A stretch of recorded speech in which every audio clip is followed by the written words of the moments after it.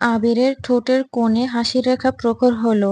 ব্যগ্র কণ্ঠে বিড়বিড় করল, আপনি আবিরের একমাত্র বউ, আপনার কিছু হতে দিব না আমি।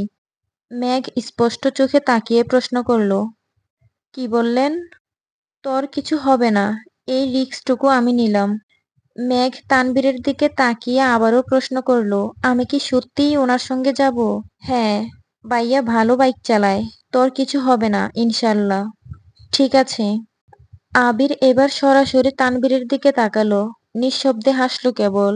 হাসিতেই আড়াল হলো দুজনের মধ্যকার সব কথোপকথন। দীর্ঘ সময়ের যুক্তিতর্কে আবির যে জিতেছে তারই বহিঃপ্রকাশ হচ্ছে। বিপরীতে তানবীরও মৃদু হাসলো। আবির বাইক স্টার্ট দিল। মেঘও উঠে বসলো, কিন্তু আবিরের কাঁধে হাত রাখলো না। আবির আর চোখে মেঘের দিকে তাকিয়ে ছোট করে বলল, না ধরলে অ্যাক্সিডেন্ট হতে পারে।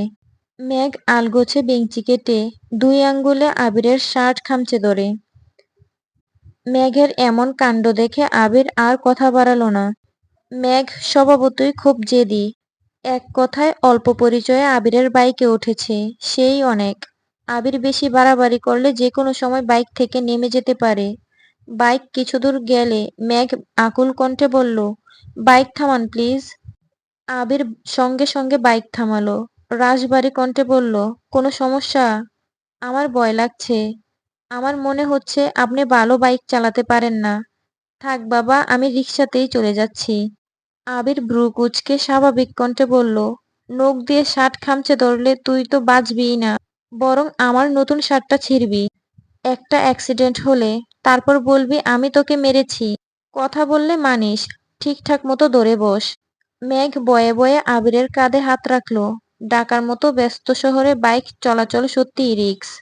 বড় বড় বাস, দ্রুতগতির সিএনজির মাঝে বাইকগুলো আতঙ্কের কারখানা। মেঘ এক হাতে আবিরের কাঁধ শক্ত করে ধরল, অন্য হাতে পিঠের দিকে আবিরের শার্ট খামচে ধরল। আবির বাইকের মিররের দিকে তাকিয়ে ঠোঁটে হাসি রেখে বলল, এবার চোখ বন্ধ কর। মেঘ আতঙ্কিত গলায় বলল, কেন? ভয় কম পাবি।